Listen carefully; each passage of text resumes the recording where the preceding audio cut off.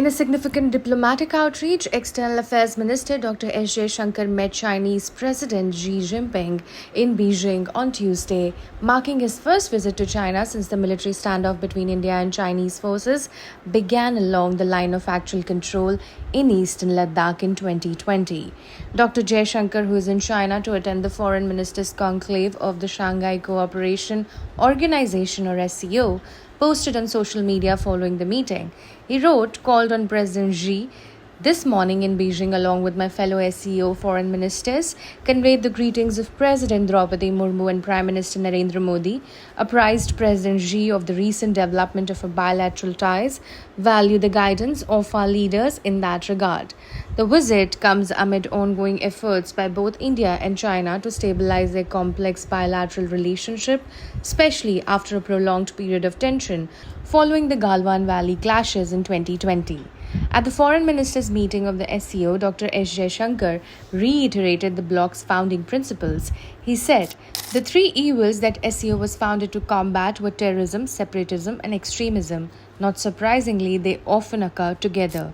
He referred to the recent terrorist attack in Pahalgam on April 22nd, calling it a deliberate act aimed at undermining the tourism economy of Jammu and Kashmir and creating communal tension. Citing the United Nations Security Council statement, he noted that the UNSC had condemned the attack and emphasized the need to hold those responsible accountable. Jaishankar added, we have since done exactly that and will continue doing so.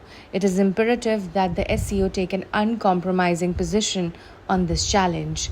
On broader geopolitical issues, the minister stressed the rising global instability and economic challenges. He called on SCO nations to work together to stabilize the international system, minimize risks, and confront shared problems.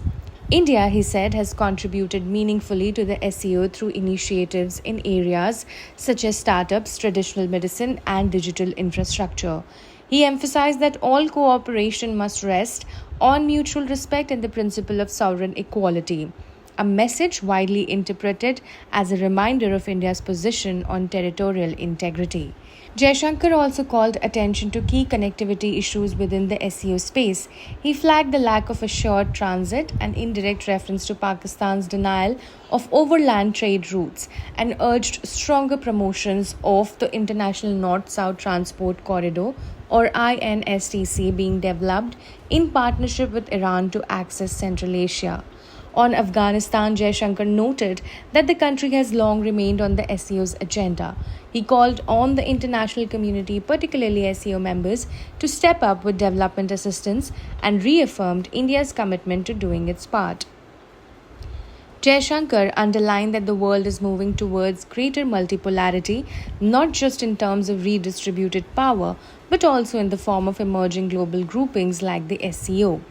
Our ability to contribute to the shaping of world affairs, he said, will depend on how well we can align around a shared agenda and take everyone along. According to China's state-run news agency, President Xi told the gathered ministers that the SCO has upheld what he called the Shanghai spirit since its founding 24 years ago and continues to show strong vitality. Xi reaffirmed China's commitment to the SCO as a priority in its regional diplomacy and expressed hope that the upcoming SCO Summit to be held later this year would offer an opportunity for member state leaders to jointly shape the organization's future. Prime Minister Narendra Modi is expected to travel to China for the summit in early September. Meanwhile, on Monday, Jaishankar met with Chinese Foreign Minister Wang Yi. In that meeting, he acknowledged progress in the last 9 months towards normalizing relations, but emphasized the need to address border de-escalation. Our bilateral relationship requires that we take a far-seeing approach to our ties.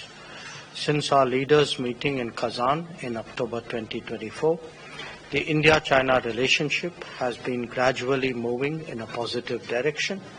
Our responsibility is to maintain that momentum. In recent times, as you have noted, Excellency, the two of us have had several opportunities to meet at international events and carry out strategic communication.